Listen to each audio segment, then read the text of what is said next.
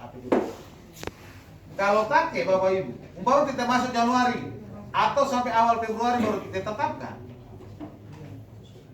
Konsekuensi logisnya adalah pertama, pencairan anggaran tahap 1 pasti belum bisa.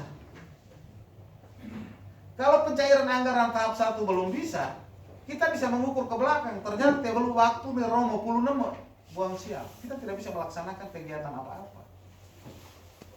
Makanya kenapa didorong supaya APBDes itu ditetapkan paling lambat 31 Desember. Bermaksud supaya memasuki Januari di tanggal 34 ke sana sudah diposting. Please ya. Begitu sudah diposting, nah sudah bisa berproses administrasinya supaya pencairan tahap 1. Maka di bulan Januari itu kita sudah efektif mulai melaksanakan program kegiatan. Kita punya waktu di Lewo ini kan banyak dikuras oleh kebiasaan berbudaya di desa. Dan karena itu kalender kerja itu harus diperhatikan. Jadi di desa ini mesti kalender kerja. Begitu APBD sudah ditetapkan.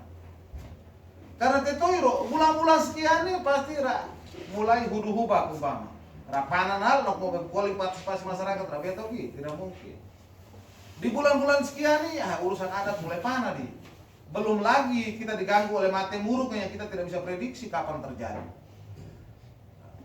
Ada banyak situasi yang menghambat rencana kerja kita karena situasi sosial itu muncul.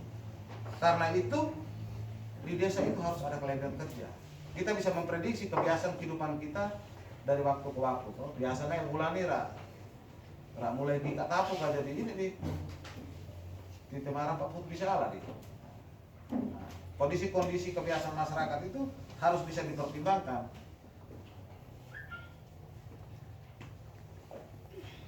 Lalu yang terakhir ini kita bicara struktur APBD. Kegute doi terpasang bisa ala di. Nah, karena ada aplikasi Siskaudes, ada aplikasi lain lagi, adanya OSPAM, apa lagi namanya. Dia itu istilahnya interkoneksi. Jadi tuh nih kayaknya tiba ini harus dihelo nih. Kalau tak sini nak tekur balik kan. Nanti dia bener matopai mana karena soal doi kamu sih kohokal tapi hopan nih. Urang itu tekan matopai ombak di setengah mati. Nanti putus asa abang kapanala, akhirnya syarat formal tidak bisa terpenuhi, kebutuhan soal anggaran tidak bisa jalan.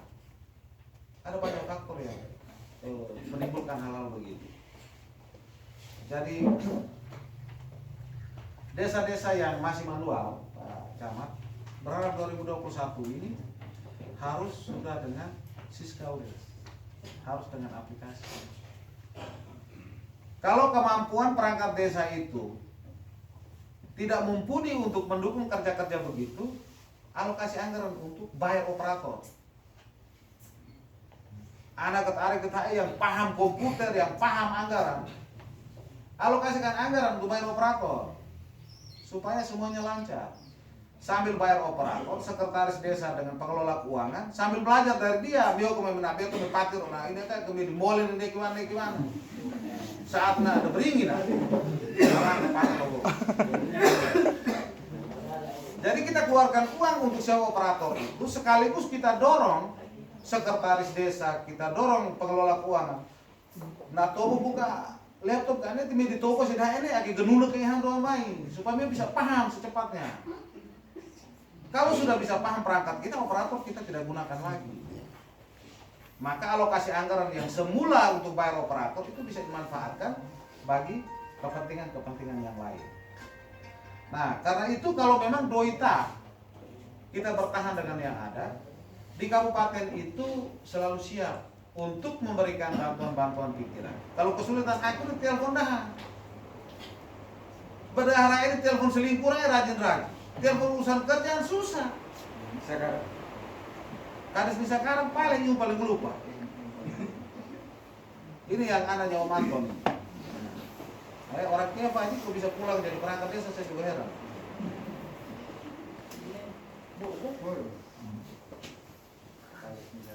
Nah, itu. Jadi terkait dengan kebijakan umum Bapak Ibu. Kebijakan umum ini kalau perbuk yang tadi saya bilang itu sudah ada, ini fotokopi paling gampang dia menyusun. karena di kebijakan umum itu mulai dari pasal 14, 15, 16 Pergub ini nanuane hukai. Membacanya langsung bernegeri ya. Di Pergub ini sudah ada semua. Pergub nomor 5 tahun 2019. Itu buka lihat di pasal 14, 15 dan 16. Ini itu soal kebijakan umum.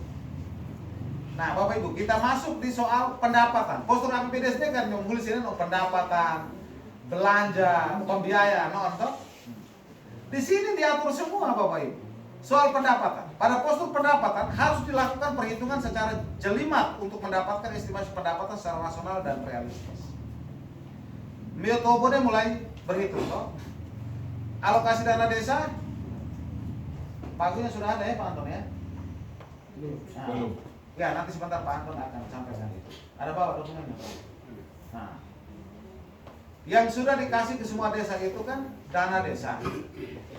Nah, Mio kan Moiro, sumber pendapatan itu apa saja? Tinggal menegasi.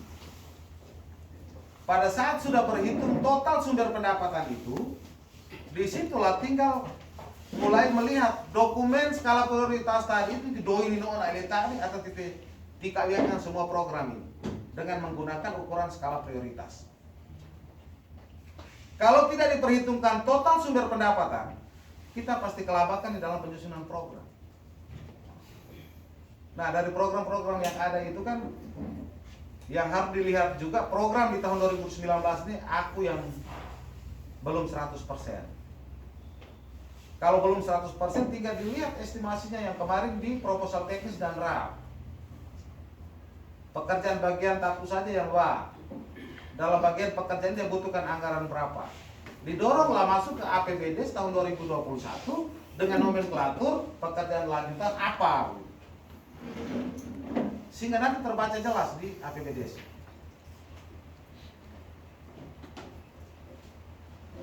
Selain 3 sumber pendapatan itu, tinggal menimbulkan peta pendapatan asli desanya ada atau tidak. Ya, kalau tidak ada ya tidak dimasukkan dalam estimasi perhitungan. Tapi kalau nah ini perdesnya harus ada. Apalagi kalau pendapatan asli desa itu bersumber dari biaya masyarakat melalui retribusi. Atau pasar, retribusi pasar di desa kita punya mungkin ada. Itu harus dimulai dengan Dia kata, di pelabuhan rakyat fotokopi mendoakan nih Rp1.000 ngapain? Tidak bisa begitu. Rp1.000 untuk satu orang yang datang berjualan di situ harus sudah diatur sebelumnya dalam peraturan desa tentang retribusi pasar. Di model kayak di Pledo. Di Pledo sekarang kan lagi mulai semangat-semangatnya di kampung kreatif. Saya bilang kepala desa, kamu kalau lakukan sesuatu, jangan lupa kalau diletakkan dasar hukumnya. Ya kan pernah uli masalah tak begitu udah biar orang akan melihat runutannya, aspek legalitasnya di mana. Dia karena dia tahu murah-murah sana nih, orang sorak, ambil bagus juga. Ada lapak-lapak yang dibuka untuk mendongkrak pendapatan ekonomi masyarakat, bagus. Motor-motor mulai arah kami mulai berhitung, ini motor harus Rp1.000 dimelan. Kalau motor Rp1.500 dimelan, boleh. Tapi mana penegasan, pendasaran?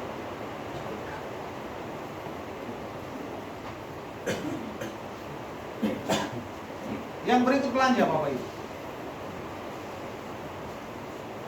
Di belanja ini yang harus diperhatikan itu pertama dan kemarin kewenangan desa. Ini komandoi lodot karena kewenangan apa tapi bisa lah.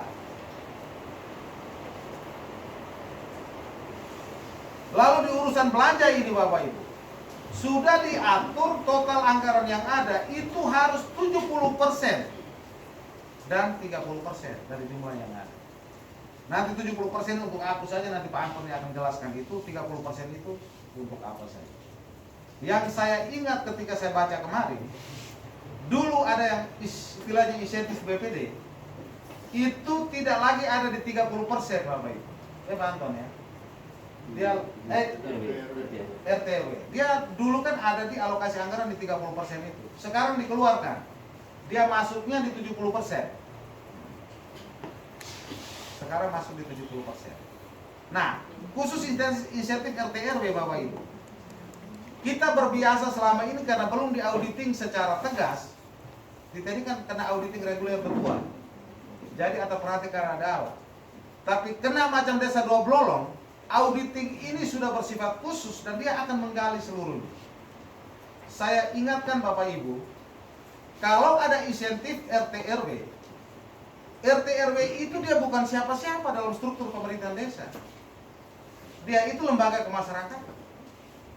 Karena itu kalau mau alokasikan anggaran untuk dia, harus ada pendelegasian kegiatan yang jelas. Contoh di desa, kegiatan rutin tiap bulan itu kan pembaharuan data kependudukan umpama, data demografi desa, data apalah di desa yang tuntutannya diperbaharui setiap bulan. Nah, kepala desa harus mengeluarkan keputusan mengangkat mereka sebagai pelaksana tugas kegiatan itu. Setiap bulan mereka masukkan data-data perubahan. Nanti ini teken kayak di harus kayak mata nak. Rani tumbuh kayak di. Ada perkembangan jumlah penduduk, juga ada perkembangan yang berpotensi pada pajak bumi dan bangunan. Ada banyak situasi sosial yang berkembang dalam setiap waktu. Nah, RT RW itu ini akan mengikuti dari sorong. Dia harus di SK-kan untuk melakukan satu kegiatan. Contoh di tingkat kecamatan atau di tingkat kabupaten.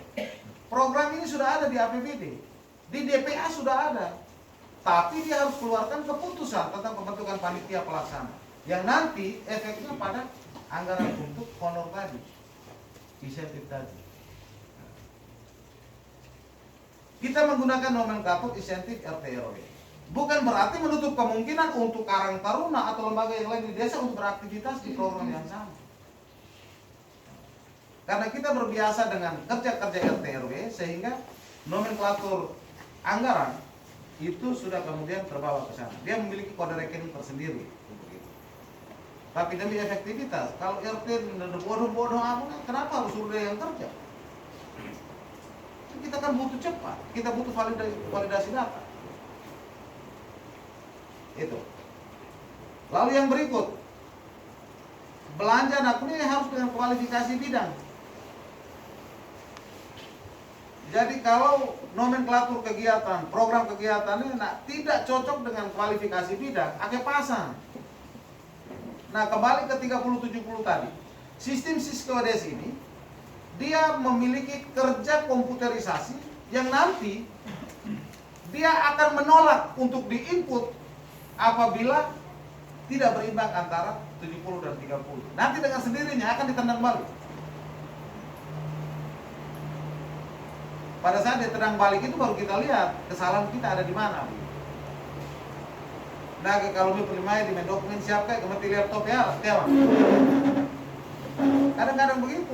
Ada orang datang konsultasi tidak bawa dia punya dokumen soft copy-nya. Nah, bagaimana kita bisa mengurus ini? Katanya laptopnya ini di si kantor di kita kunci buka Pak, makanya sebab patok sih. Mobil itu ini kan urusan ini, makanya ini mau buruan. Nah, memang gua agak kasar di sana terhadap desa-desa yang gua koyor sudah berulang-ulang begitu. Nah, kalau muam-muamnya kita ingatkan begitu, kemarin muam kayak di muam punaknya mau kebiak ini enggak. Ali kemarin tak tua-tua ini maksudnya supaya dia selamat. Selamat lahir dan batin. Kalau dia di daerah Dorala, lihat ini mungkin.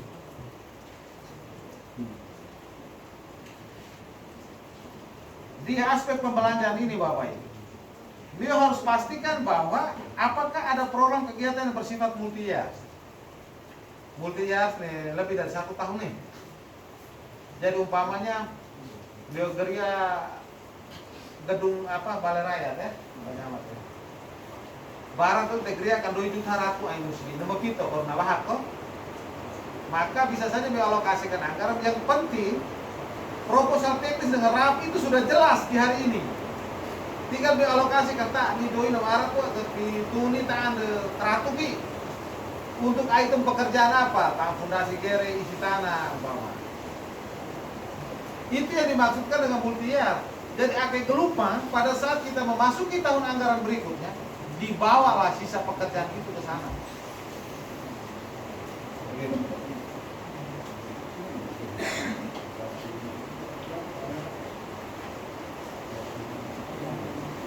Lalu khusus 30% tadi, Bapak Ibu. Ada 5 hal yang harus dilihat di sini. Pertama, siltar dan tunjangan kades harus masuk di 30 namanya. Dia kemapet atau 70 dan tetap pulau balik. Yang berikut, siltar perangkat desa. Yang berikut, tunjangan BPD. Yang berikut, operasional BPD. Operasional BPD memang ini belah. Supaya bisa fotokopi model-model apa ini atau benar membaca. Rakyat kantor ratakai.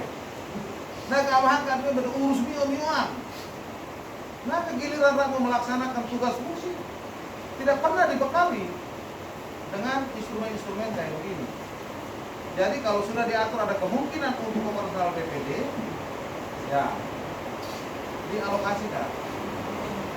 Karena kita tidak tahu dalam proses untuk penetapan APBD atau ada masalah di desa pasca penetapan APBD. Minta klarifikasi itu ketua BPD atau anggota harus diminta dihadir. Kalau kita hadirkan ke kabupaten, dia butuh biaya ke sana. Kalau di APBD tidak diatur operasional BPD, enggak pernah permainan enggak? Enggak ada deh. Kemarin ada gelengkap itu. Alina. Itu apa? Antisipasi anggaran yang perlu disiapkan. Lalu juga ada penyediaan jamkes kepala desa dan perangkat. Tapi nampaknya kali ini BPJS punya program ini belum bisa terlaksana. Karena kita butuh anggaran di aturan tentang jaminan kesehatan kepala desa dan perangkat itu 1% ditanggung oleh kepala desa dan perangkat, 4% ditanggung oleh pemberi kerja. Nah, kita maknai dalam rumusan ketentuan itu pemberi kerja adalah bupati. Karena itu bupati harus membayar 4%. Begitu saya total, 4% itu 3M lebih. Ya. Dari total semua kepala desa dan perangkat, 3M. Nah, ke defisit tertinggi kena mau 3M itu bisa lah kayak itu bukan prediksi saja. Ada yang sulit kan? Dan ini saya kata makro. Lalu informasi bahwa tunjangan PP dan siltar itu tidak berubah. Dan di dalam perbu itu sudah begitu ya, nanti partai ini tidak ada istilah bayar miring-miring. Partai tak dori larang ya kan nih. Kalau tak air nangkap aja di bawah komen, di bawah di rumah.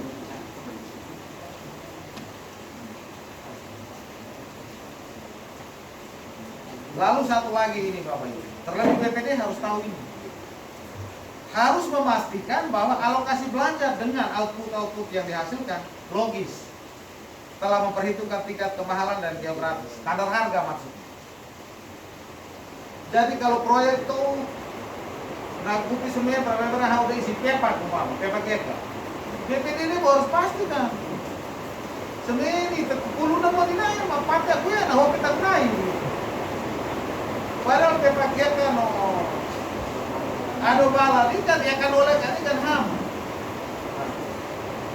Tapi berapa terlalu di Bulu Leman ini arah tua. Tingkat kemahalan itu harus dirasionalisasi. Jangan sampai saya cari tahu, oh ternyata kalau pick-up ini naik. Dan anak pick-up geringer menurut bekal ke gunung. Nah itu item-item itu yang harus bisa ditelisik. Begitu. Jadi umpamanya di proposal teknisnya Bapak BPD juga harus lihat pra ini harus bulan. Oh tidak rencana semenisasi lorong berapa meter. Di situ kan dia sudah uraikan semen berapa sak, pasir berapa red, dan batu kelikir dan batu itu berapa. Total harganya sekian. Nah di sini dibutuhkan perhitungan secara rasional. Semen sak mempuliam. Bogriak sirap nih doi untuk sekian. Coba dikali bagi dulu untuk memastikan. Bukan tawan datang bahwa kita ke. Tapi kita kerja lewat tanah memang harus begitu. Jadi Bapak Ibu Kepala Desa nggak kepikir, inspektor alat ini aku nih. Bukan. Dia melaksanakan tugas supaya ya kalau aing geliki sih karena bisa poso nang abramnya kayak geliki man.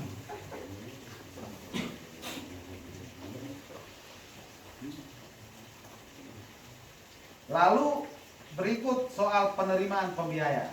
Nih, kita bicara tentang silpa. Nolone, ali nolon diala tuh baru kalau inai. Desa-desa ini pelaksanaan program itu, kalau silpa ini anggap keuntungan. Perto, keuntungan aku.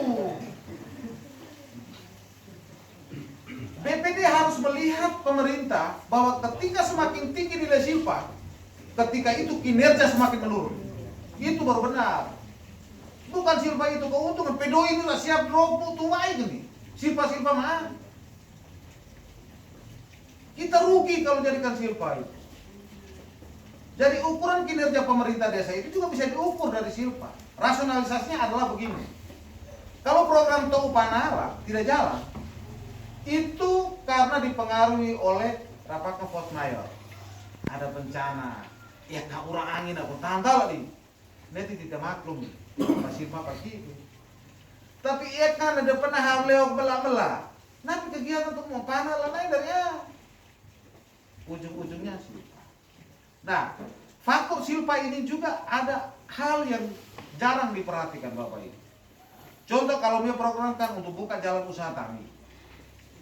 Dia program tuh ini sebelumnya dia sudah memastikan dulu bahwa orang-orang pemilik lahan ini dia rela, dia ikhlaskan. Nah, aku baru program kan, supaya mampanannya masalah takai. Hal-hal apa saja kah yang diatur sebelumnya? Pertama, dibuatkan berita acara penyerahan. Berita acara penyerahan itu secara hukum harus mengikat. Nah, anak lo udah ada ya kamu. Formulasi berita acaranya itu bahwa dengan ditandatangani berita acara ini maka